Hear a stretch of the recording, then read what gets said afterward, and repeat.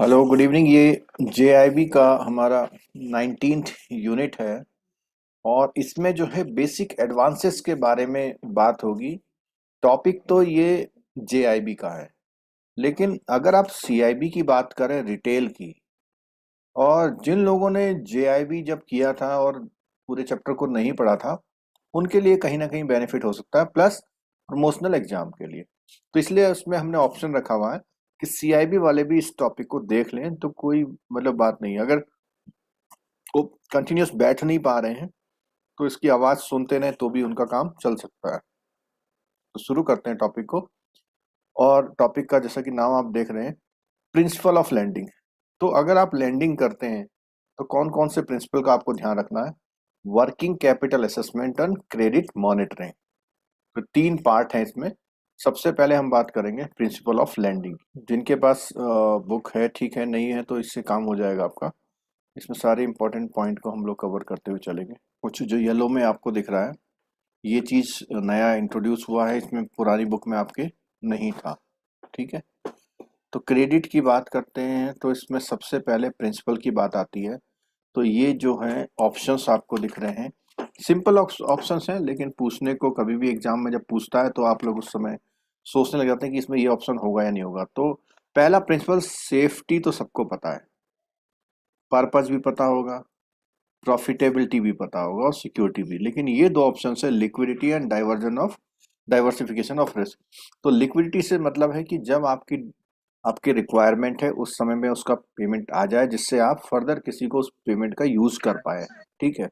Diversification of risk का मतलब है कि आप कई काम करते हैं, अपने मनी को इन्वेस्ट करते हैं या लोन करते हैं, तो या कुछ भी करते हैं, तो उसके कई कई पर्पज हैं।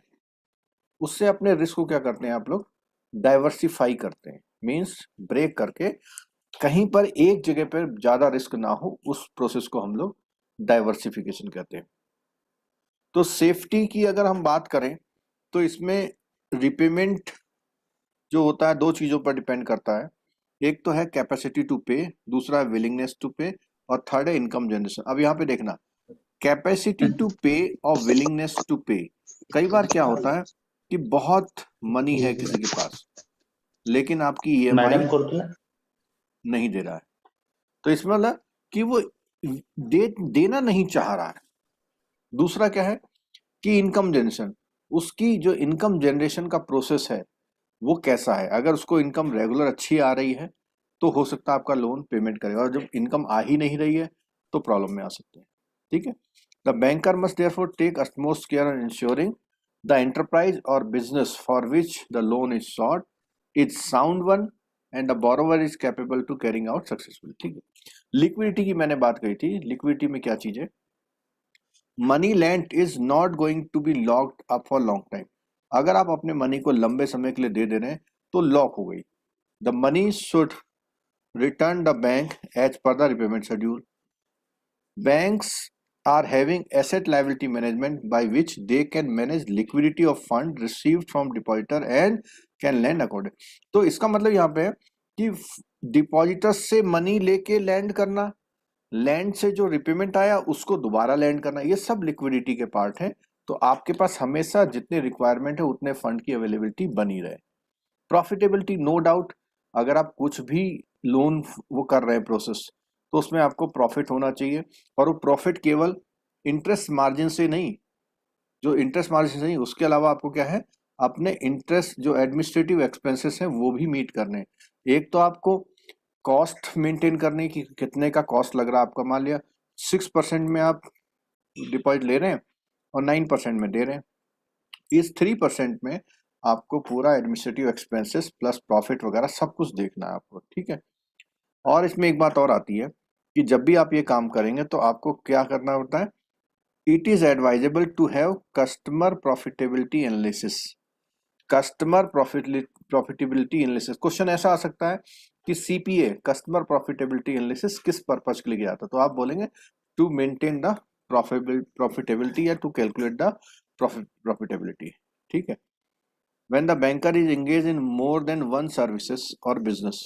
तो जब डिफरेंट है तो आपको देखना पड़ेगा कि एक कस्टमर के लिए, जो कस्टमर प्रॉफिटेबिलिटी एनालिसिस है वो करना पड़ेगा। ठीक है, this is all the more necessary not only to assess the profitability of operation business customer but also enable। अब यहाँ पे देखना ये बोलता है not only to assess the profitability of the operation business vis-a-vis a customer but also to enable banker to decide as to what length he can be parting with the portion of profit and other competitive rate for the customer। कहने का मतलब ये हुआ केवल आपको profitability operational business पर नहीं देखनी है, आपको ये भी देखना है कि कितने प्रॉफिट कितना पोर्शन वो कस्टमर उसमें शेयर कर रहा है और and offer A competitive rate for the customer, और उसके अकॉर्डिंग आप उसको कस्टमर को कौन सा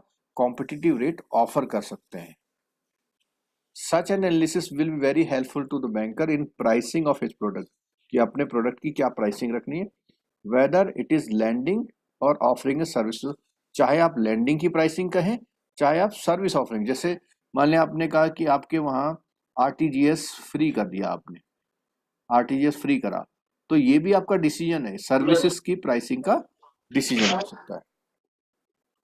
इन the current context of the availability of freedom to a banker in the matter of pricing credit and services. अब यहाँ पे देखना कि बैंकर को यहाँ फ्रीडम है किस चीज की, क्रेडिट की यानी लोन की प्राइसिंग करना या सर्विस की प्राइसिंग करना। A very conscious and careful exercise is called for on his part in order to strike a proper balance between the twin aim of making a desirable level of profit and the same time competitive price. देखो, एक तो आप ऐसा कर सकते हैं कि आपने कहा जी मुझे 6% का प्रॉफिट चाहिए, ओके, लेकिन वो 6% का प्रॉफिट में प्राइस कॉम्पिटिटिव होना चाहिए। पता लगा कि आपने 6% का प्रॉफिट लेने के लिए लोन के रेट 14% कर दिए, लेकिन मार्केट में लोन के रेट 13% है, तो आपकी कॉम्पिटिटिव प्राइसिंग नहीं है। तो ये दोनों चीजें ध्यान रखनी है, आपको प्राइस प्रॉफिट भी रखना है और प्राइस को कॉम्पिटिटिव भी रखना है। ठीक है, this is the kind of approach that is required on banker in order to entice a new customer to his fold while retaining the तो कह रहा है कि पहली बात तो बोला है कि जो नए कस्टमर को लाना है, दूसरा पुराने कस्टमर को रिटेन भी करना, दोनों बातें ध्यान में रखनी है। पर्पज की सिंपल बात है कि जिस पर्पज के लिए लोन दिया हो उसी के लिए वो यूज हो, और अनडिजायरेबल और स्पेकुलेटिव पर्पज के लिए लोन नहीं दिया जाता है, स्टोरिंग के लिए नहीं दिया जाता है। ठीक है, डाइवर्सिफिकेशन, जैसे पहले बताया था, क्या बोलता है इसमें कि not grant advance to only a few business houses, undertakings, cities, industry region. मतलब वो क्या करेगा, सारे लोन एक सिटी में नहीं देगा, सारे एक ही इंडस्ट्री के देगा, सारे एक ही रीजन में देगा, सारे लोन एक बिजनेस के लिए देगा। तो इसके लिए क्या बोला उसने कि सब में कुछ कुछ लोन बांटना उसमें, तो डाइवर्सिफिकेशन ऑफ रिस्क हो जाएगा। सिक्योरिटी, सिक्योरिटी की बात आ रही है, अगर जब भी लोन होगा तो उसमें क्या सिक्योरिटी ऑफर्ड है उसके बारे में उसका प्रॉपर कंसीडरेशन होना चाहिए। और जो सिक्योरिटी होनी चाहिए, the security and its adequacy alone should not form the sole consideration for judging और सुटेबिलिटी। कहने का मतलब केवल सिक्योरिटी और कितनी सिक्योरिटी ले रहे हैं इससे मतलब नहीं है। Of course the security is accepted must be adequate, readily marketable, easy to handle and free from income barriers। तो ये एक क्वेश्चन आपका एग्जाम में आ सकता है, सिक्योरिटी जो आप लेंगे वो किस तरह की होनी चाहिए। ठीक है, चलिए अब यहाँ बात आती है नॉन फंड बेस्ड लिमिट। तो नॉन फंड बेस्ड में दो आइटम हमारे बहुत प्रोमिनेंट होते हैं, एक होता है बैंक गारंटी और एक होता है लेटर ऑफ क्रेडिट। तो बैंक गारंटी की अगर हम बात करें, आपसे मैं क्वेश्चन पूछूं कि बैंक गारंटी में कम से कम कितनी पार्टी होती हैं, तो क्या आंसर देंगे आप? दो। तीन होती है सर। तीन होती है। गारंटी में हमेशा तीन पार्टी होती है, हमेशा। जैसे ए एंड बी, इनके बीच में जो भी कुछ कॉन्ट्रैक्ट हुआ है उसमें सपोर्ट करने के लिए सी को बुलाया गया, और सी जो होता है इनकी एक गारंटी देता है। किसकी गारंटी देता है? या तो ए की देगा या बी की देगा। ठीक है, कि जो भी फॉल्ट करेगा तो कम से कम तीन पार्टी होती है। ठीक,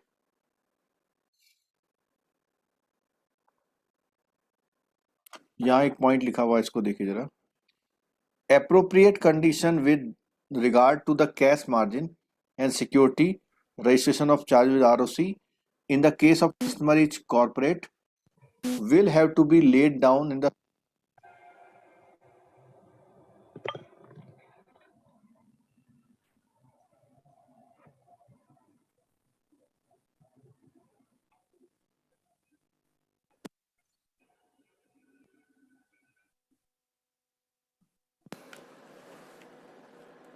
हेलो, अभी आवाज चला गया था क्या? हाँ सर, चला गया था, अभी आ गया। बीच में चली गई थी आवाज।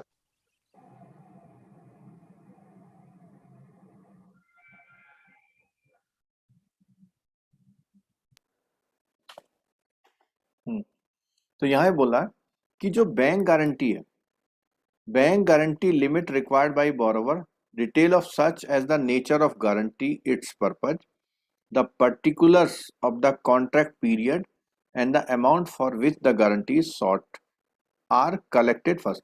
तो जब भी किसी गारंटी देनी हो तो उसमें क्या बोला, गारंटी का पर्पज क्या है, कॉन्ट्रैक्ट का पीरियड क्या है और कितने अमाउंट की गारंटी, 3 पॉइंट उनमें देखने पड़ते हैं। ठीक है, then these have to be assessed from the aspect of the credit worthiness of the, और ये जब भी दिया जाएगा तो पहले ये देखा जाएगा कि कस्टमर की क्रेडिट वर्थिनेस और उसकी बैंक के साथ रिलेशनशिप कैसी है, तभी इस डिसीजन को लिया जाता है।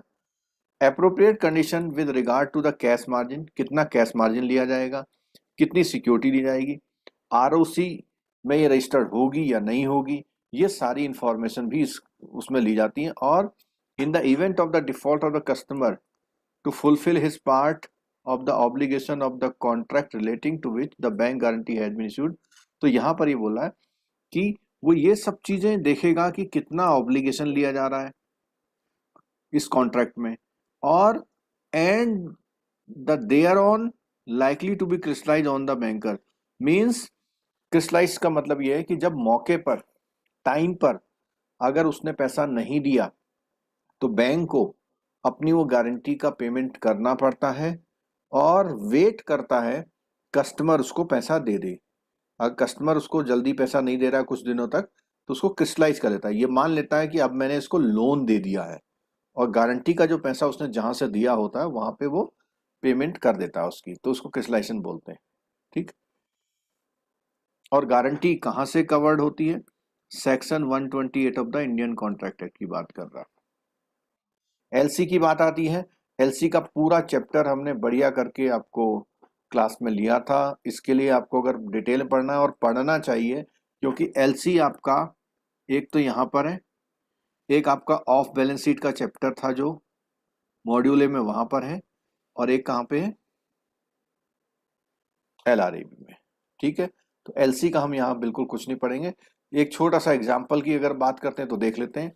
इसने एक प्रोजेक्ट किया है कि रॉ मटेरियल इतने लाख का, ठीक है, और जिसमें से इतना उसने क्रेडिट में लिया हुआ है। टाइम ऑफ एडवाइजिंग एलसी कितना है, 10 डेज है। शिपमेंट टाइम कितना है, 20 डेज है। तो एक छोटा सा इन्होंने एग्जांपल दिया है, तो उसको कैसे करेंगे। सबसे पहली बात कि आपके पास डेज कितने हैं, तो डेज में क्या है, एडवाइजिंग एलसी को आने में 10 दी, देखो यहाँ पे एक्सपोर्टर, इंपोर्टर, बैंक और बैंक, तो एलसी को यहाँ एडवाइज होने में 10 डेज लग रहे हैं, प्लस 20 दिन में वो सप्लाई करेगा। ठीक है, 20 डे हो गया। अब 20 डे के बाद उसने बोला क्रेडिट पीरियड, कि जब एलसी यहाँ आएगी तो इसका पेमेंट 30 डे में करेगा। तो टोटल कितना डेज हो गया, 60 डे हो गया।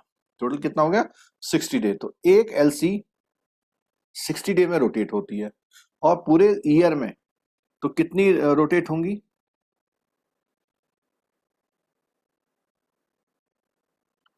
एक एलसी को कंप्लीट होने में 60 डे लगते हैं, और पूरे ईयर में 360 डे लेते हैं, तो 6 रोटेशन चलेंगे। ठीक है, if the raw material consumed the bought on credit in a year the limit as per LC rotation will be worked out. तो उसने बोला हुआ है पूरे ईयर में 2400 लाख का, यानी 24 करोड़ का वो लिमिट लेता है पूरे ईयर में, लेकिन उसमें 6 साइकिल होते हैं, तो उसकी लिमिट जो बनाई जाएगी कितने की बनाई जाएगी, 400 लाख की बनाई जाए। तो यहाँ पे क्या बोलता है, The letter of credit limit required given the above situation would be 400. A banker should ensure that a stock procured through LC are taken under hypothecation and are not included in the stock declared as security for the fund based limit.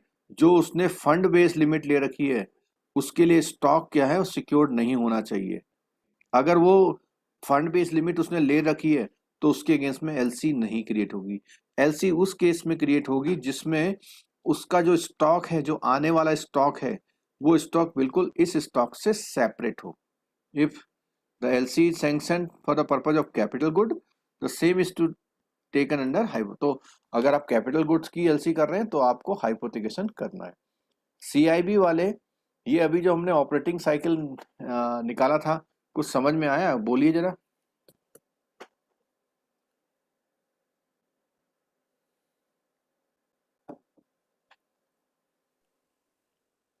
क्या हुआ भाई? कोई sir हम लोग JIB वाले हैं. CIB वाले है ना सर, आपने सीआईबी नहीं नहीं जेआईबी वालों को तो आना ही आना है. मैंने सीआईबी वालों को इनवाइट किया था इस क्लास में. हाँ सर, आया समझ में कुछ. हाँ, सिंपल सा है कि उसने ओवरऑल पूरे ईयर में 2400 लाख का यूटिलाइजेशन करना है. और हमारा ऑपरेटिंग साइकिल कितने डेज का निकला इसमें? 60 डेज का. 60 डेज का. तो पूरे ईयर में 6 टाइम वो साइकिल करेगा, रोटेट होगा. हाँ. रोटेट होगा. तो 2400 को 6 से डिवाइड करेंगे तो उससे हमारा 400 वन टाइम का एलसी आया. सिंगल एलसी 400 का, 400 की एलसी बार बार वो यूज करेगा. ठीक है, चलो. अब आता है working capital and term loan. आपको मालूम होना चाहिए कि वर्किंग कैपिटल में से आपके क्वेश्चंस जेआईबी में, पीपीबी में और एएफबी में दोनों में, प्लस सीआईबी में, रिटेल में या फर्स्ट पेपर में इसके क्वेश्चंस आ जाते हैं वर्किंग कैपिटल एडवांस नाम से. तो इसमें क्या क्या चीजें हैं इसको हमें समझ लेना चाहिए और वो हमें हेल्प करेगा. जैसे सबसे पहला पर्पज है कि जो वर्किंग कैपिटल की रिक्वायरमेंट है वो किस चीज को फाइनेंस करती है. तो बोला day to day financing of, क्या क्या बोला? Raw material, stores, spares, wages of employ, other expenses towards energy, fuel, water, statutory dues, rates and taxes, carriage expenses. इसका मतलब जो आपका रनिंग बिजनेस है, रनिंग बिजनेस में जो भी रिक्वायरमेंट हो रही है उसके लिए भी वर्किंग कैपिटल होता है. और जो आपका मशीनरी परचेज करते हैं उसके लिए वर्किंग कैपिटल नहीं होता है. क्या होता है उसके लिए? Term loan. टर्म लोन होता है. ठीक है. The other expenses required to be incurred in the connection with the production, selling. तो सेलिंग के लिए, मार्केटिंग के लिए, प्रोडक्शन के लिए, एडमिशन के लिए, वो वाले खर्चे भी हमारे किस में आते हैं? Working capital. Working capital. ठीक है. Bank normally define the working capital as the sum total of inventory, receivables and other current asset held by a business entity. तो वर्किंग कैपिटल कितनी होती है? जो उसके पास इन्वेंट्री अवेलेबल है, जो उसके पास रिसीवेबल्स आने हैं, और करंट एसेट जो भी उसके पास है. तो तीनों को ऐड करेंगे तो उसकी वर्किंग कैपिटल निकलेगी. फिर उसके बाद उसके पास जितना मनी होता है वो मनी को माइनस करके उसकी लिमिट बनाई जाती है मार्जिन के साथ. It is computed by the bank through the concept of, कौन सा कॉन्सेप्ट है अभी हमने पढ़ा था ऊपर? Operating cycle. वो ऑपरेटिंग साइकिल कॉन्सेप्ट ही था जो हमने ऊपर पढ़ा था. The time taken by a business entity to get the money release from the raw material, semi finished good, finished good, receivable से. अब इसमें देखिएगा, मीन्स सबसे पहले रॉ मटेरियल उसने परचेज किया, उससे सेमी फिनिश्ड गुड बनाया, उससे फिनिश्ड गुड बनाया, उसके बाद उसको सेल किया. अब सेल वो नगद भी कर सकता है और रिसीवेबल्स में भी. तो अगर वो सेल वो कर रहा है, कैश में सेल कर रहा है, तो उसको वहां पर पेमेंट मिल जाती है. ठीक है. लेकिन अगर रिसीवेबल्स में सेल्स कर रहा तो उसको पेमेंट अभी नहीं मिलती. और उसने सपोज कीजिए 60 डे का टाइम ले लिया, तो इतने प्रोसेस में 60 डे और ऐड हो जाएंगे. ठीक है. It carries at a point of time the time taken to convert the inventory of raw material. तो अब यहाँ पे वही आया कि टाइम टेकन जो होता है रॉ मटेरियल को किस में कन्वर्ट करना, semi finish goods. Semi finish good. तो नहीं, सेमी फिनिश गुड नहीं, कैश कैश में, कैश में। अच्छा, मुझसे एक इंटरव्यू में पूछा गया था कि यही ऑपरेटिंग साइकिल क्या होता है, तो मैंने इसके सारे स्टेप बताए। To procure raw material, to make semi finish good, to make finish good, to market it, to sell it and receive the amount. ठीक है, तो उन्होंने मुझसे बोला कि एक लाइन में बताइए। तो अच्छा, एक लाइन मुझे समझ में नहीं आई, तो उन्होंने खुद ही बताया कि convert raw material to cash. Cash. समझे? Yes sir. हाँ, ठीक है, आगे। There are two concept of working capital.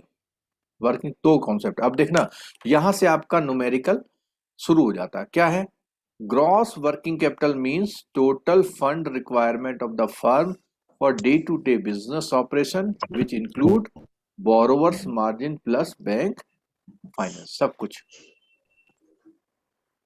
Borrower को जो मार्जिन चाहिए वो भी वर्किंग कैपिटल से लाएगा। ठीक है, बैंक से फाइनेंस ले रखा वो भी वर्किंग कैपिटल की रिक्वायरमेंट माना जाएगा। दूसरा बोला उसने नेट वर्किंग कैपिटल मींस, पहले तो ग्रॉस हुआ, ग्रॉस में जो भी उसे चाहिए वो ग्रॉस है। नेट में क्या करता है? The excess of current asset over current liability. तो हमारा जो न्यूमेरिकल होता है इसी से शुरू होता है। क्या है? नेट वर्किंग कैपिटल का current asset minus current liability. Liability. ठीक है, the portion of the firms current asset finance by the long term fund. दूसरी बात बोली कि जो करंट एसेट को फाइनेंस कर रहे हैं, कौन से फाइनेंस से?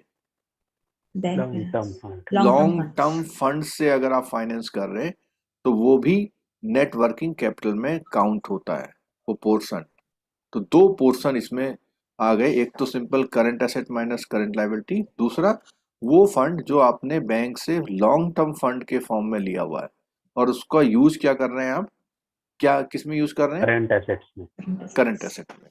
ठीक है, अच्छा आगे देखिए। The long term resources comprise owned fund of the company. क्या क्या होते हैं लॉन्ग टर्म? अब यहां पर ये जो लॉन्ग टर्म फंड यहाँ यूज किया हुआ है, तो अगर उसने सपोज कीजिए 5000 करोड़ किसी कंपनी ने इकट्ठा किए और उससे बिजनेस करना है उसे, उसने किए थे हम इससे बिल्डिंग बनाएंगे, मशीन लाएंगे, लेकिन इसमें से 500 करोड़ उसने यहाँ दे दिए, तो ये भी उसकी नेट वर्किंग कैपिटल में यूज होगा। तो इसने बोला हुआ लॉन्ग टर्म रिसोर्सेस क्या होते हैं, उसमें बोला जो भी पेड अप कैपिटल यानी जो शेयर्स की कॉस्ट पैसा मिलता है वो कौन से फंड होते हैं? Long term. ठीक है, reserved including the current year profit and term loan from the banks. तो ये सारी चीजें उसके पास लॉन्ग टर्म रिसोर्सेस है, खुद का पैसा, उधार लिया हुआ पैसा और इस ईयर में होने वाला प्रॉफिट। ठीक है, एडिक्वेसी से मतलब क्या है कि सर, अगर टर्म आपने बड़ी अच्छी अच्छी मशीनें लगा ली और मशीनें लगाने के बाद आपने क्या किया कि आपके पास रॉ मटेरियल के लिए मनी नहीं है, तो इसका मतलब आप वर्किंग कैपिटल में क्या नहीं है? एडिक्वेट। Efficient. ठीक है, तो a firm should have adequate working capital as much as needed by, जितनी जरूरत है। It should neither be excessive nor Less. Adequate. Less बोल दीजिए या इनएडिक्वेट। ठीक है, both situation are Dangerous. Dangerous. जिनको नींद आ रही है वो सामने सामने जब मैं रुक जाता हूं तो मुंह से बोल दिया करें ये जो सामने लिखा हुआ। ठीक है, excessive working capital means the firm had Ideal fund. Ideal नहीं, आइडल फंड मतलब Idle सुस्त funds. पड़े हुए, use which earn No profits. No profit. inadequate working capital means the firm does not have Sufficient funds. Efficient fund. for running its Operations. which ultimately result in production interruption Interruption leading to reduced profitability which may even leads to losses. Loss. losses. ठीक है. It is interesting to understand that the relationship between working capital, risk and return. And return. तीन चीजें हैं, working capital, risk and Return. in a manufacturing concern, it is generally accepted that higher level of working capital decrease the risk and also decrease the. Profitability. Profitability. तो इसमें ध्यान रखिएगा कि अगर आपको हायर लेवल ऑफ कैपिटल है तो वो आपका रिस्क क्या करती है, कम करती है. डिक्रीज करती है, लेकिन साथ साथ प्रॉफिटेबिलिटी को भी डिक्रीज करती है. करती है. While lower level of working capital increase the Risk. Risk. risk but Increases potential profit. in increasing the profitability also. तो सर ये नहीं question समझ में आया आपका सर. एग्जाम में हाँ, ये मतलब देखिए आपके पास फंड ऐसे ज्यादा ऐसा होंगे होता तो सिर्फ प्रॉफिट कैसे कम होगा?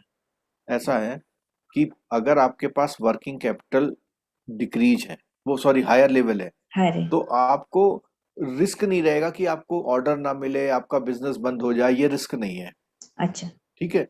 लेकिन higher level of working capital अगर होता है तो वो आपका उतना फंड आइडल पड़ा रहता है, अच्छा. तो उससे क्या होगा, आपकी प्रॉफिटेबिलिटी. कम जो हो. प्रॉफिटेबिलिटी रेशियो कम हो जाएगा. Profitability Profitability और ratio. एक चीज और है कि अगर आप बिजनेस कर रहे हैं और आपको कोई ये रेस्ट एश्योर कर दे, रेस्ट एश्योर ये कर दे कि आपको जब चाहिए तो पैसा हमसे ले जाना. हम्म. ठीक है, एक पॉइंट सुनिएगा ध्यान से. वो उससे बैंक ने बोला कि जब चाहिए होगा तो हमसे ले जाना. अगर बैंक ये रेस्ट एश्योर नहीं करता तो वो अपने पास फंड पहले से रखता या नहीं रखता? रखता. रखता. और पता नहीं कितना यूज होता और कितना नहीं यूज होता. तो इसीलिए जो ट्रेडर्स होते हैं वो अपने पास लिक्विड ना रख के क्या करते हैं, बैंक से लोन लिमिट ले निकाल लेते लेते हैं हैं. लोन ले लेते और जब जरूरत होती है तब निकालते हैं. ठीक है. This principle is based on the following. क्या क्या अभी ये जो क्वेश्चन था आपका यहां से भी क्लियर हो सकता है. Higher the risk higher is the profitability. Profitability. Lower the risk lower Lower the profitability. Profitability. Current assets are less profitable than. Fix जो हम अभी बात कर रहे थे, हाँ हाँ. ये जो मनी होना आपके पास, वर्किंग कैपिटल होना, क्या कहलाता है वो? Current asset. Current asset. तो करंट एसेट में ज्यादा रखना लेस प्रॉफिटेबल है, बजाय ज्यादा फायदा किसमें है? Fixed fix asset. एसेट रखने में. Short term funds are less expensive. Expensive than long long term. term. Long term fund. अब शॉर्ट टर्म फंड में क्या होता है, रेट क्या होता है? ज्यादा होते हैं इंटरेस्ट ज्यादा. नहीं कम होता है. कम होते हैं. कम होते हैं मीन्स जैसे आप किसी से अपने फ्रेंड से मांगोगे कि आज पैसा दे दे कल मैं वापस कर दूंगा, तो आपसे इंटरेस्ट लेगा वो? नहीं. लेकिन आप कहोगे 6 महीने में दूंगा, हाँ, फिर लेंगे. तो थोड़ा तो बहुत फिर ले सकता है. ठीक है, वो बाकी आपकी दोस्ती के ऊपर निर्भर करता है. चलो आगे देखो. On account of the above principle an increase in the ratio of current asset to total asset will result in decline the profitability. अब इधर सुनिएगा, वो कहता है कि current asset to total asset, देखिएगा जरा, current asset upon total asset, अगर ये रेशियो आपका इंक्रीज होगा तो आपकी प्रॉफिटेबिलिटी डिक्लाइन होगी. क्यों? उसने बोला कि करंट एसेट जितना कम हो,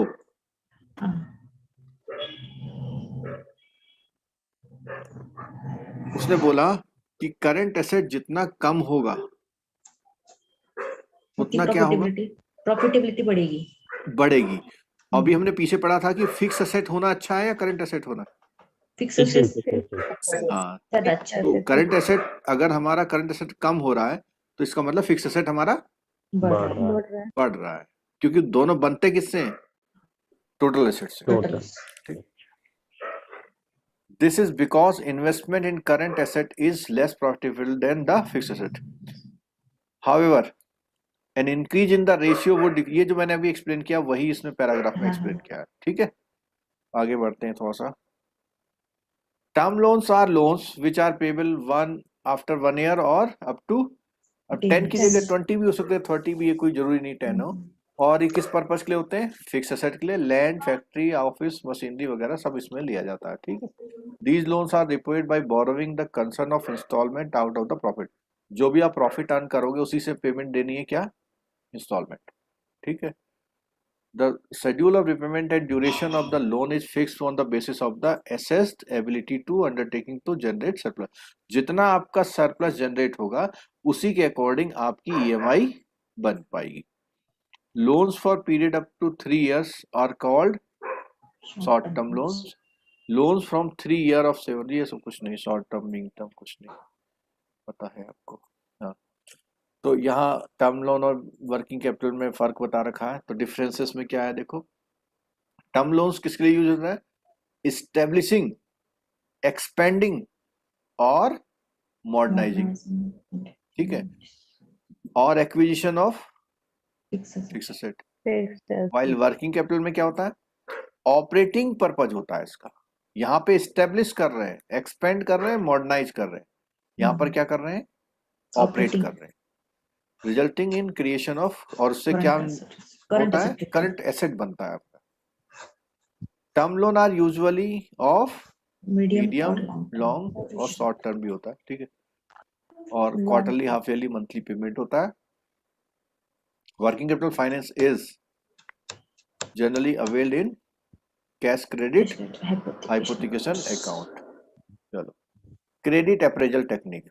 अब क्रेडिट अप्रेजल टेक्निक की बात हम करें कि हम जो भी लोन का प्रपोजल आता है उसको कैसे हैंडल करते हैं, क्या क्या स्टडी करते हैं, कैसे उसकी लिमिट को कैलकुलेट करते हैं, इन सारे प्रोसेस को हम लोग क्या बोलते हैं?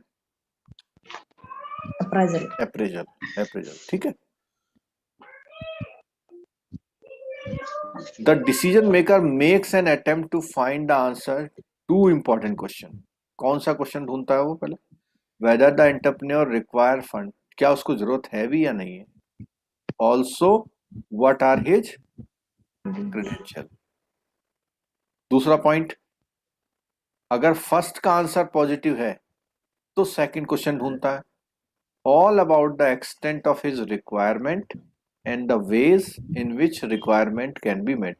तो उसने बोला वो कितना रिक्वायरमेंट है और कैसे उसको पूरा किया जाएगा। तो पहले क्वेश्चन क्या पूछता है वो, कि वास्तव में उसको फंड की जरूरत है या नहीं है और वो कितना जेन्युइन है, 2 बात।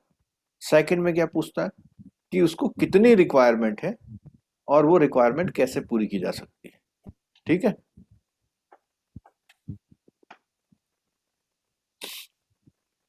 RBI has therefore suggested that lending bank may not insist a submission of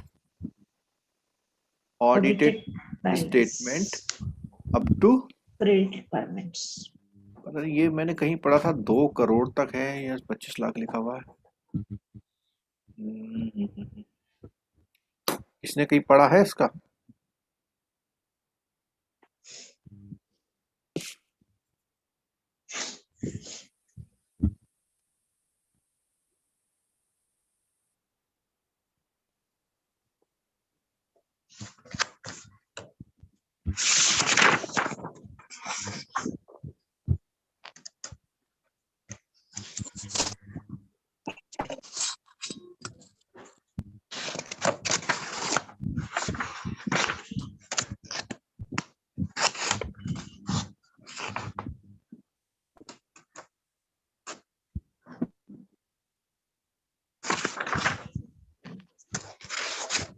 आपकी स्क्रीन पर एक सर्कुलर दिख रहा है, देखिए।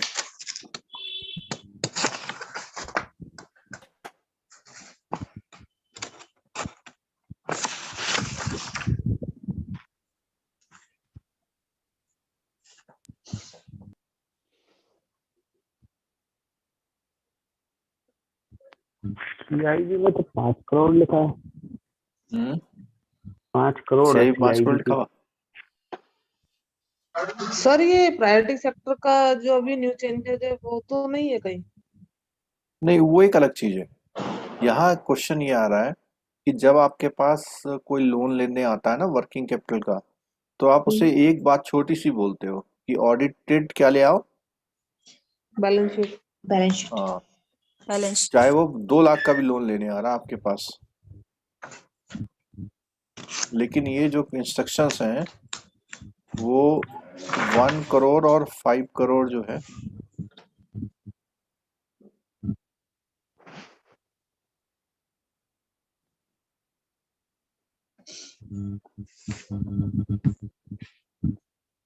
देखो ये मैंने अभी जब सर्च किया था तो ये 1 करोड़ आ रहा ना, ये मैंने सर्कुलर खोला तो ये तो 2009 का सर्कुलर है। ठीक है, एक ये देखते हैं हम, ये सर्कुलर लेटेस्ट है।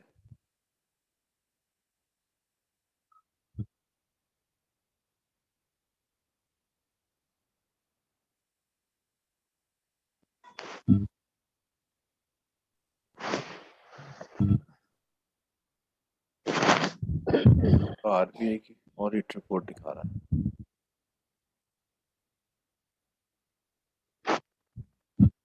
55 करोड़ कहाँ लिखा हुआ बता रहे हैं आप? सर एबीएम की बुक में 488 पेज पे। एबीएम में होगा ना, वही 25 लाख तो मेरे को पहले ही बहुत छोटा लग रहा है, तभी तो मैंने कहा 25 लाख तो कुछ भी नहीं होता आज की डेट में। कौन सा पेज बताया आपने?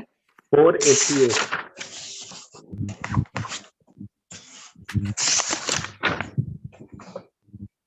ये वाला पॉइंट नंबर के वाला। के, Okay. Legal audit of legal title. Audit of title document respect of large value loan. नहीं, ये कुछ अलग है। ये पता क्या है? Legal audit of title document, अगर वो जमीन के कागज देता है ना, तो उस जमीन के कागज का ऑडिट करने के लिए उन सारे लोन्स में करना पड़ेगा जो भी कितने से ऊपर के हैं, 5 करोड़। 5 करोड़ से ऊपर। सर वो शायद 1 करोड़ अगर 1 1 करोड़ करोड़ ही का है। है टर्नओवर सर, तो उस सर पर लगेगी सर इसमें ऑडिट जो आप बैलेंस शीट पढ़ पर। रहे हैं ना सर, आप हम बुक में भी पढ़ रहे हैं ना, उस लाइन में भी हाँ, इंसिस्ट नहीं कर सकते वैसा लिखा है, ऐसा नहीं कि 1 करोड़ वाला अच्छा, ओ 25 मिस्टेक वैसा हो, नहीं लिखा है। सर 1 ठीक। करोड़ पे जो है ना ऑडिट बैलेंस शीट लगती है सर उसमें। अगर कैपिटल सर 25 लाख का लोन करते हैं अगर उसमें सर, हाँ, तो 1 करोड़ का सर जो है कि उसका टर्नओवर होना चाहिए। जब टर्नओवर सर 1 करोड़ की होगी तो उसमें सर ऑडिट बैलेंस शीट लगेगी सर उसमें सर। अच्छा, नहीं नहीं नहीं, सर ब्रांच में तो ये हमारे ऐसा ही होता है सर। टर्नओवर नहीं है, उसमें रिक्वायरमेंट के हिसाब से है ना। तो सर अगर 25 लाख का हम लोन करते हैं तो सर रिक्वायरमेंट तो उसका तो ज्यादा होगा ना, 4 टाइम्स होगा ना सर।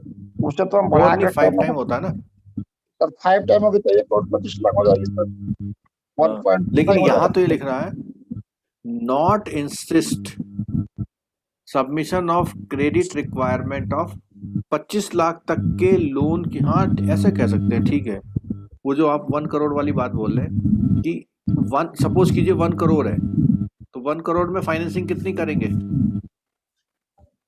20 लाख, 20 लाख है सर। ठीक है। तो 25 लाख तक का अगर कोई लोन ले रहा है, उस केस में आप उसे इंसिस्ट नहीं करेंगे क्या? Audited balance sheet. Audited balance sheet, normal balance sheet. अच्छा, ऑडिटेड और अनऑडिटेड बैलेंस शीट में क्या फर्क होता है? ये हम तो वो सर सीए सर्टिफाइड होता है, सीए का वो सर्टिफाइड होता है, उतना पता है। नहीं, आप लोग क्या करते हैं, सिंपल लोन लेने अगर आ गया तो उसे बोलते हैं बैलेंस शीट किससे बनवा के लाओ? सीए से। सीए से। क्यों हम ऐसा बोलते हैं पता है? नहीं, हम लोग ऐसा क्यों बोलते हैं? सही, मुझे इसका आंसर पता है। कोई घोटाला नहीं करेगा। नहीं, इसलिए बोलते हैं कि अगर उसने अपने आप बैलेंस शीट बना के दे दी तो आप उसकी गलती नहीं पकड़ पाएंगे, इनकम बढ़ा के आपको लगता है गड़बड़ हो जाएगी। अगर आप एक्सपर्ट हैं बैलेंस शीट चेक करने में, तो आप 1 करोड़ तक के टर्नओवर वाले की बैलेंस शीट खुद भी चेक बना करके सकते आगे बढ़ा सकते हैं। ठीक है, क्लियर होगी बात? चलो, अब यहाँ पर थोड़ी हिस्ट्री कर दे दी है इसने, लेकिन इसमें एक चीज देखिए, In the monetary policy, RBI declare the MPBF B is maximum permissible bank method. finance method as optional and suggested that commercial bank may evolve their own rational method for financing. RBI suggest कौन सा method? Cash budget cash budget budget. Method as an alternative option. वो तो कहता है कि पहले अपना method use कर लो और उसके बाद अल्टरनेटिव ऑप्शन कौन सा यूज करो? Cash Cash budget method. Cash budget Method. Method. Method. Due to non-performing asset norms, credit techniques are increasingly focused on assessment of repayment capacity borrower, which turn depend on their cash generating ability. तो उसके बाद उसने बोला जो cash generating ability है उसके according उसको आप फाइनेंस करिए। वर्किंग कैपिटल फंड के कौन कौन से सोर्सेस हैं? तो सबसे पहला कौन सा है?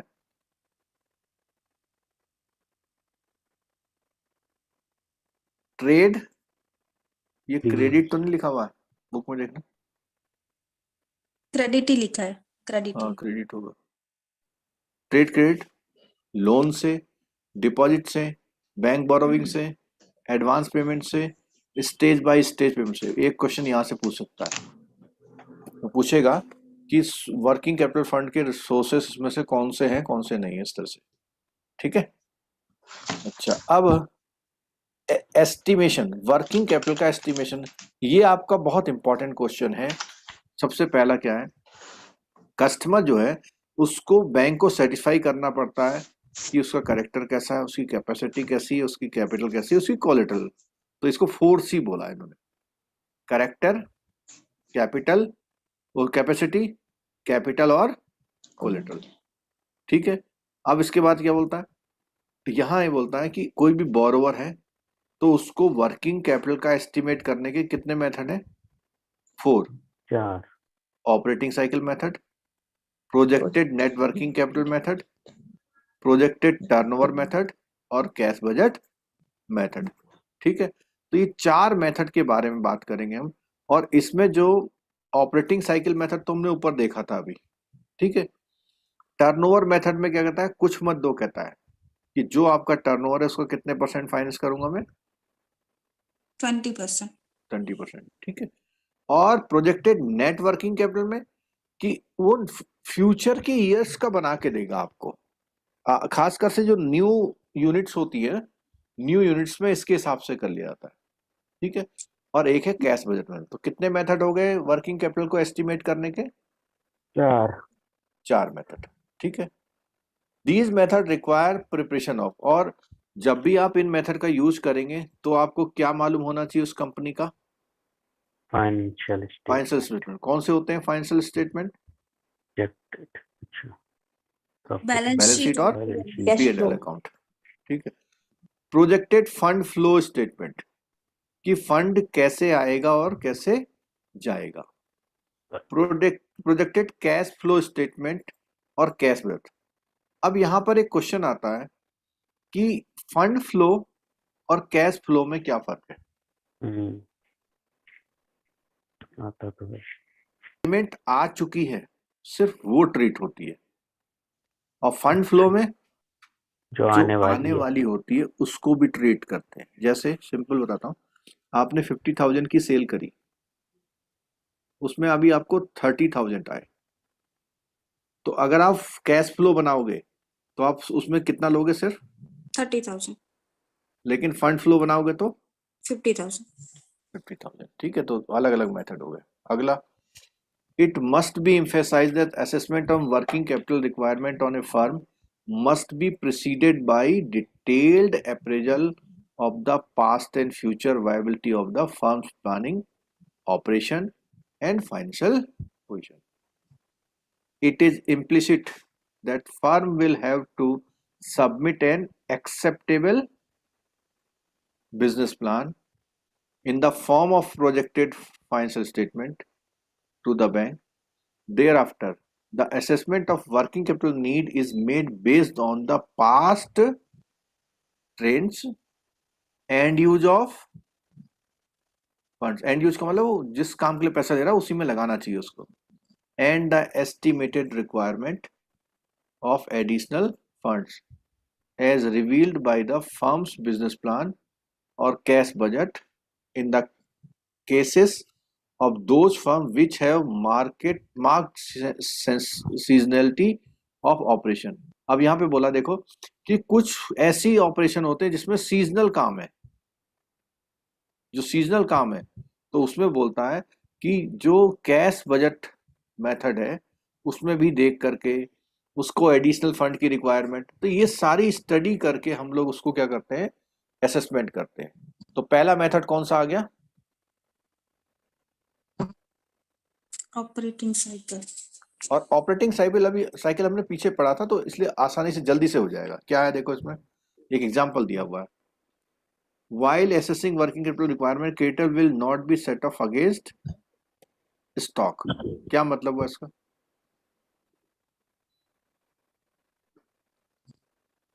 while assessing working capital requirement creditors कौन है, bank, will not be set off against stock, जो उनके पास स्टॉक अवेलेबल है उससे कोई मतलब नहीं रखते हैं, अवेलेबल स्टॉक से मतलब नहीं रखते हैं कुछ। The borrower will submit details age wise list of sundry creditor, means कि सन्ड्री क्रेडिटर्स कौन हुए, जो उसने उसको पैसा देना है, एंड सन्ड्री डेटर्स, तो कितना लेना है कितना देना है, 2 साल में कितना लेना है, 3 साल में कितना देना है, 6 महीने में कितना, सारा डिटेल आना चाहिए उसको, ठीक है। Only those debtors will be considered who are outstanding for less than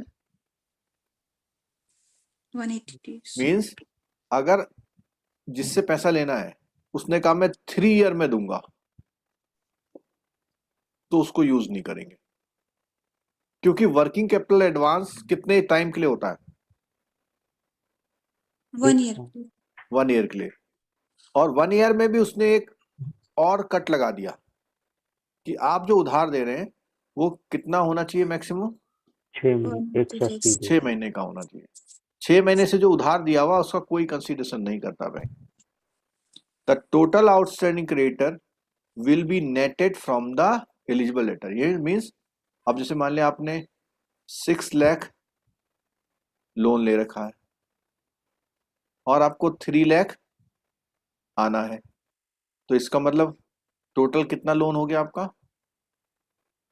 3 lakh. 3 lakh, मतलब आपकी लायबिलिटी कितना ट्रीट की जाएगी, 3 लाख की। 3 लाख।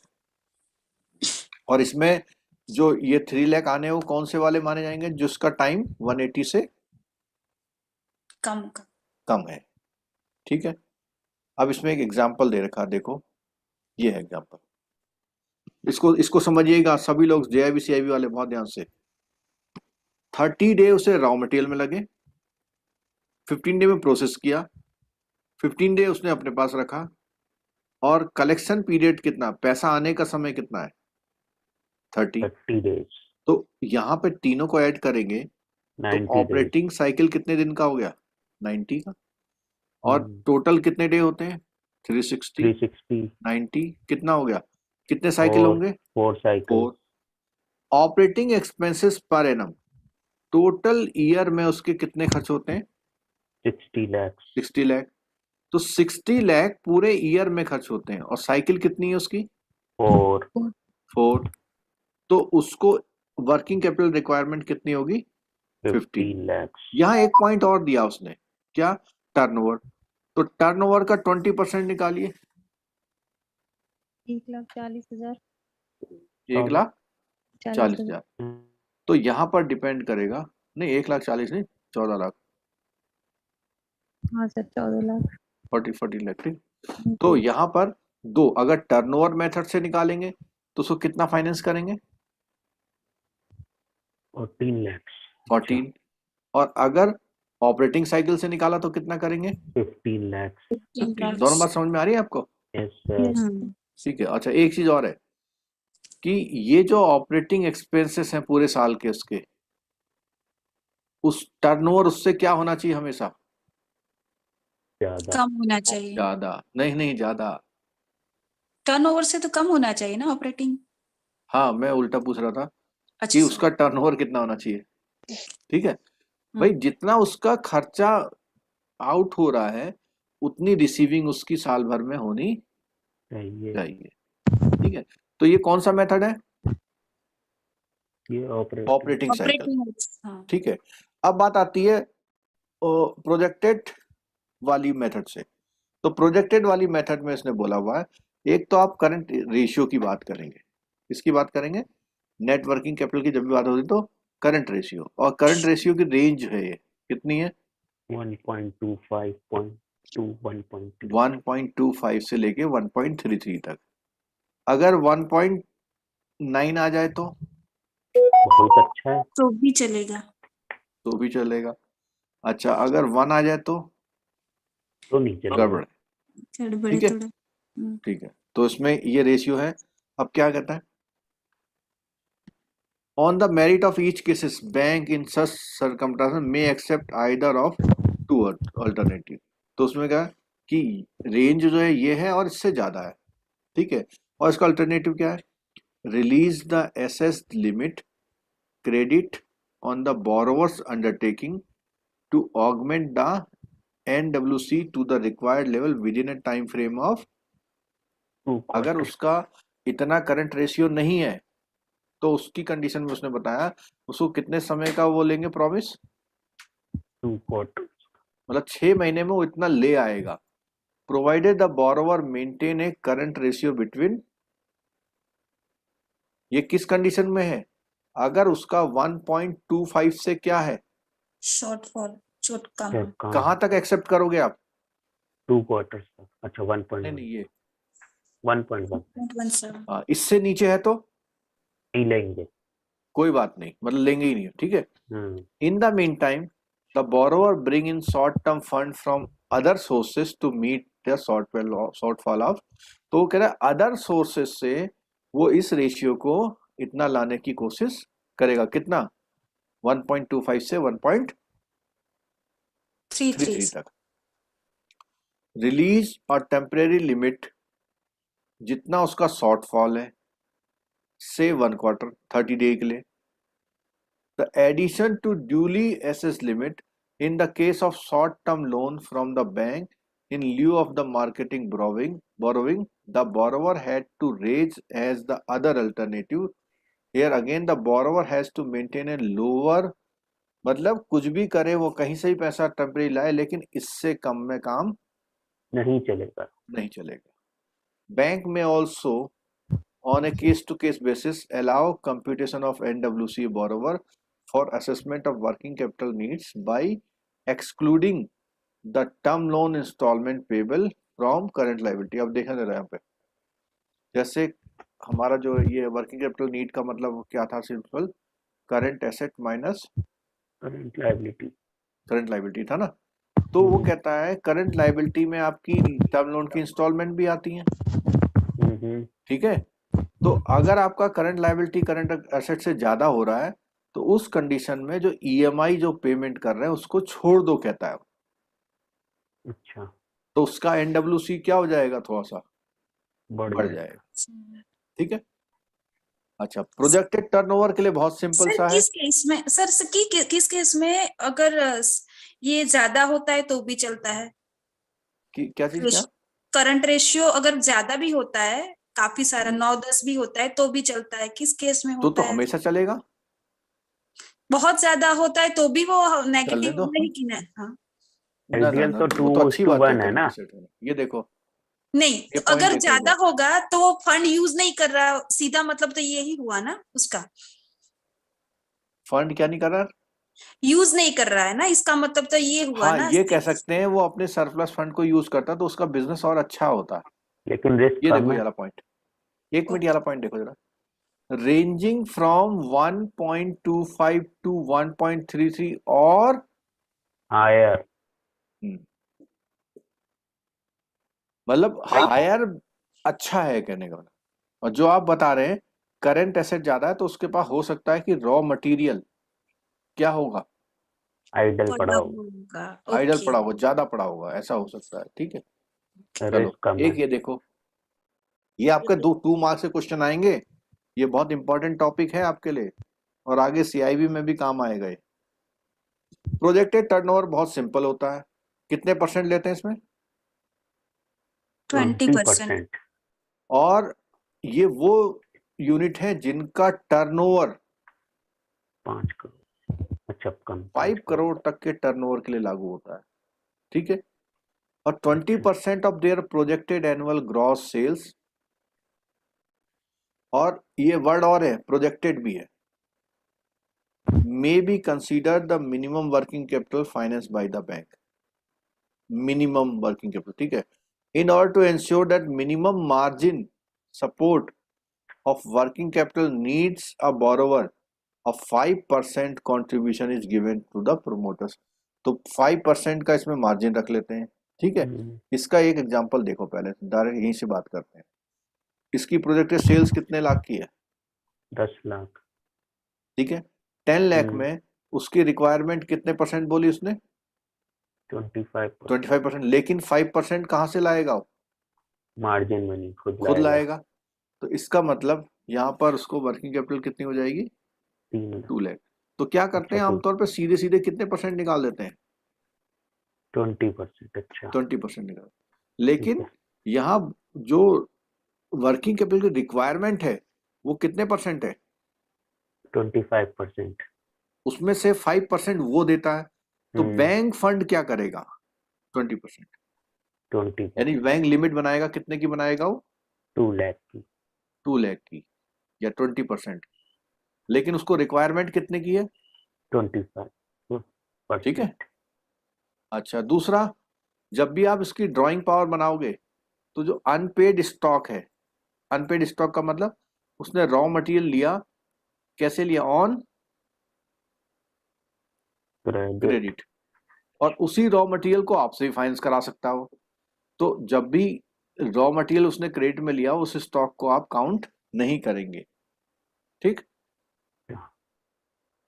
एक और एग्जांपल दिया हुआ, इसको देखिए जरा। 25% of the projected turnover, annual turnover finance by the working capital. तो इसमें सबसे पहले देखो कि उसका टर्नओवर कितना है? 120। 120। ठीक है, 120 का 25% 30। और अब यहाँ पे एक बार देखना, इससे कंफ्यूज ना हो जाना आप 20% से। ये 20% किसका है? अच्छा 25 का। तो अगर आप इसको ऐसे लिखते तो भी चल जाता। ये कैसे पता चलेगा सर कि उसका 20% है? इसने लिखा है ना ऑफ बी, इसके लिए। Okay. अगर मैं इसको 5% लिखता, अच्छा 5% तो ऑफ क्या लिखता? 100 डिवाइड बाई 20, 5 आ गया। तो मैं ए लिखता। सही है सर। इसमें आप कोई कंफ्यूजन मत रखिए, बिल्कुल बता रहा हूं मैं। आप sir. सीधे 120 का 20% निकाल, 5%। कितना आएगा? हाँ 20%। ये 24 सही है। ठीक है।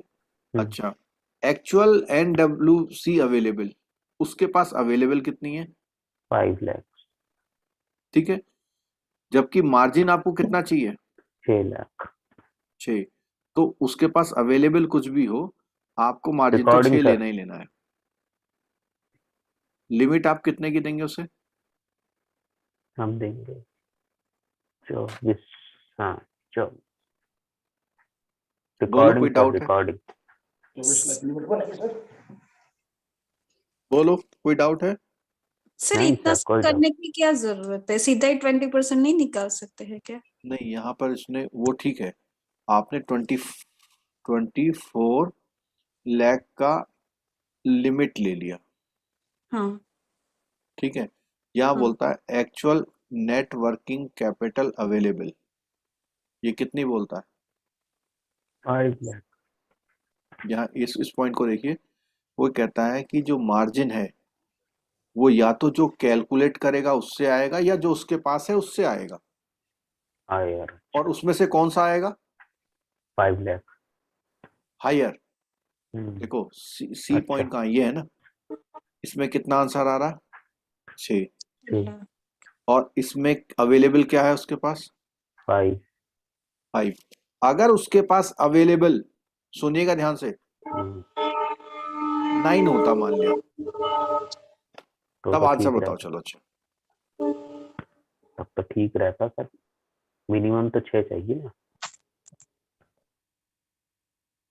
अच्छा, हम अब समझ कम में आ कर जाएगा देते। आपको। ओके, ठीक है।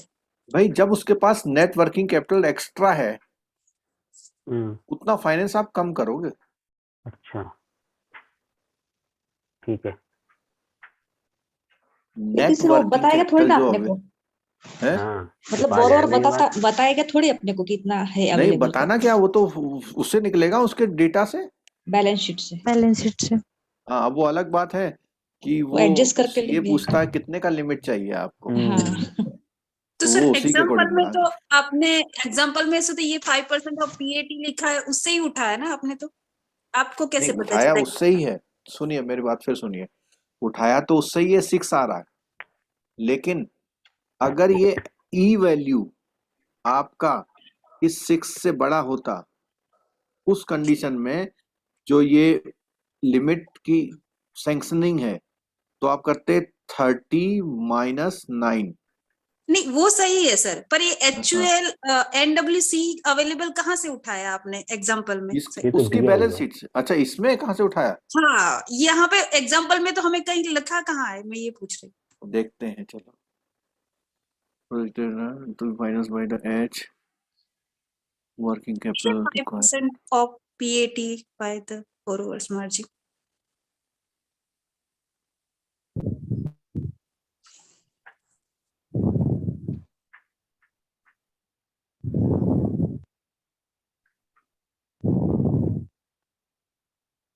हाँ, इसमें कहीं दिया नहीं है, या ऐसा कह सकते हैं इस एग्जांपल में उसने एक केस, एक ई वाली इंफॉर्मेशन एक्स्ट्रा दे करके पूछा हो आपसे। सर एक बात पूछनी थी, हाँ, उसके पास तो 5 ही लाख है, हम मांग रहे हैं 6 लाख। हाँ तो उसके बिना नहीं करेंगे ना। मिनिमम मतलब 1 लाख को ले के आए तभी करेंगे। और क्या, फिर उसकी अच्छा। कम कर दोगे आप लिमिट। अच्छा। नेट वर्किंग कैपिटल उसके पास जो अवेलेबल है वो 5 है, ठीक है, और जबकि उसे मार्जिन कितना मांग रहे हैं हम? 6 लाख। 6 मांग रहे हैं, ठीक है। हाँ, मतलब उसे लाना पड़ेगा ना मार्जिन, अगर उसे उतना फाइनेंस चाहिए, ठीक है, नहीं तो हम क्या करेंगे, उसका फाइनेंस कम कर देंगे। कम करेंगे, अच्छा, ठीक है। ठीक है। चलो कैश बजट और देखिए। The current loan policy must most of the bank state for an assessment of working capital need of a borrower who enjoy requirement fund limits excess of कितने करोड़? 10 करोड़। तो एक आपके पास एक क्वेश्चन आ गया कि 10 करोड़ से ऊपर वाली फंड बेस्ड लिमिट को जो लेना चाहते हैं उनको कौन सा मेथड देना पड़ता है? कैश बजट से। कैश बजट, ठीक है। अब कैश बजट में देख लो, थोड़ा मैंने हिंट दिया था, अभी यहाँ देखो। Cash budget is a statement of cash receipt and payment. receipt and payment. payment. It is distinct from the cash flow statement in as much as later deals with cash and non cash, जो मैंने पहले बताया था आपको। एक है cash budget और एक है कैश फ्लो। अच्छा, फ्लो। कैश बजट में एक्चुअल ट्रीट होता है, जबकि कैश फ्लो में कैश और नॉन कैश दोनों होता है। अच्छा, नॉन कैश से मतलब जो उधार, आने वाला। क्रेडिट। हाँ, ऐसा मत सोचना कि अगर उसने चेक से पेमेंट किया तो उसे हम नॉन कैश बोल देंगे। अच्छा, ठीक है, तो कैश बजट में कैश ट्रांजैक्शन ही डील, कैश ट्रांजैक्शन से मतलब करेंसी नहीं है, कैश ट्रांजैक्शन में जिसका पेमेंट आ चुका है या पेमेंट जा चुका है। Cash budget is a substitute for operating cycle method. ये क्वेश्चन आ सकता है आपका कि कैश बजट कौन से मेथड को सब्स्टिट्यूट कर सकता है, ठीक है, कौन से मेथड को? Operating cycle operating method. A cash budget is usually prepared for short period. short period, ठीक है, शॉर्ट पीरियड में क्या है, वीक, फोर्टनाइट, मंथ और quarter. Cash budget has to have the following, क्या क्या करना पड़ता है, एक्चुअल देखो लिखा हुआ है, ठीक है, during the first, second and third month, तीनों मंथ का लिख लिया उसने। एक quarter the position of cash surplus और cash Deficit. Deficit is computed as monthly interval interval और surplus is generated if the receipt exceed, ये तो सिंपल बात है, किसी महीने में आपको रिसीट हुआ 50,000 और पेमेंट आपने कितना किया 30,000, 30,000 ठीक है। ऐसे ही आपका किसी महीने में 30,000 रिसीव किया और पेमेंट कितना किया 40,000 तो यहाँ पे प्लस आप 20 है, यहाँ पे माइनस आप क्या है 10 है 10 है, ठीक है। If the payments are more than receipts during the month, तो उसने बोला अगर ये पहला वाला है हमारा कौन सा वाला सरप्लस और दूसरा वाला कौन सा है डेफिसिट डेफिसिट वाला, ठीक है। The opening cash balance for the first month is adjusted again the cash surplus of the next month. Next तो हमारे वाले एग्जांपल में पहला महीना जो 20 था तो पहला महीना 20 है तो दूसरा महीना नेट कितना हो जाएगा 10 10, एडजस्ट होता जाएगा, ठीक है। The adjusted figure closing balance at the end of first month which becomes the opening balance of the next month, ऐसे चलता रहेगा। A cash surplus generated during a month result in a higher closing cash balance. Conversely, a cash deficit में क्या होता है lower cash balance होता है। If the enterprise has a net position of borrowed fund, company maintains a cash credit overdraft account.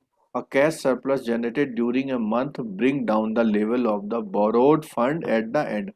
अब देखो अगर किसी महीने में उसके पास सरप्लस आ रहा है तो उस महीने में उसकी जो बोरोड फंड की लिमिट क्या हो जाएगी डाउन हो जाएगी। अच्छा ये मींस उस महीने उसके पास 5 लाख रुपए आने वाले हैं या आ गए तो कम हो जाएंगे तो जो लिमिट उसकी सपोज कीजिए 50 लाख थी तो उस महीने उसकी लिमिट कितनी हो जाएगी 45 हो जाएगी। A cash budget is therefore a projection into future future as against cash flow statement that is usually a historical in nature। अब देखो यहाँ पे एक पॉइंट और आ गया, कैश फ्लो हिस्टोरिकल क्यों हो सकता है क्योंकि उसमें फ्यूचर के पेमेंट जो आने और जाने वाले होता है उसका भी जिक्र होता है, जबकि कैश बजट में पर्टिकुलर मंथ में क्या हुआ फर्स्ट मंथ 2 मंथ 3 मंथ और उनका नेट आगे बढ़ता जाता है। Cash budget are essential for assessment of working capital needs situation like, किस समय जरूरत होती है उसकी opening of LC, ad hoc working capital, ये क्वेश्चन आ सकता है आपके एग्जाम में, bill financing of construction activity, financial seasonal industry, tea growing, sugar manufacturing, software development activities, coffee rubber. तो यहाँ पर क्वेश्चन अगर आएगा कि कैश बजट जो मेथड है वो इन एक्टिविटी में यूज होता है और जो कैश फ्लो स्टेटमेंट है वो कैसा होता है नेचर में हिस्टोरिकल होता है, ठीक है। एडवांटेज की बात आ रही है, short term lending on the basis of cash budget offers a viable alternative of existing security oriented pattern of credit allocation by bank। तो इसने बोला हुआ कि कैश बजट एक अल्टरनेटिव मेथड है। कितने करोड़ से ऊपर में होता है 10 करोड़, अभी हमने पढ़ा था ना 10 करोड़ से ऊपर वाली लिमिट में हम लोग इसका यूज करते हैं। The customer plans his cash requirement in advance. In case of bank is unable to sanction additional fund, the customer can seek alternative source। अगर बैंक उसको फंड एडिशनल फंड नहीं दे पा रहा है तो अपने सोर्सेस से उसको अवेलेबल करेगा। The banker is in the close touch with his customer. He would not therefore be able to spot any danger signal quickly and initiate corrective action time। तो यह कहता है अगर वो बैंकर उससे क्लोज टच में नहीं रहेगा तो कभी भी आपकी जो है आपके साथ वो प्रॉब्लम हो सकती है उस account. Hmm, banker can plan his resources to meet expected credit demand. अब जैसे इसमें हमने बोला हुआ है कि फर्स्ट मंथ में उसे 50 लाख चाहिए, सेकंड मंथ में 40 चाहिए, थर्ड मंथ में 35 चाहिए, फोर्थ मंथ में 65 चाहिए। तो बैंक अपनी डिमांड उससे क्या होता है, मेंटेन करता है। हम्म, बैंक के लिए क्रेडिट प्लानिंग उसके लिए अच्छी हो जाती है। हम्म, ठीक है,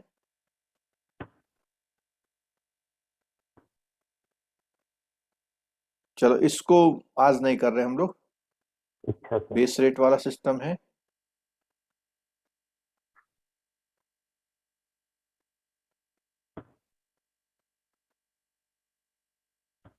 तो छोड़ दो क्या?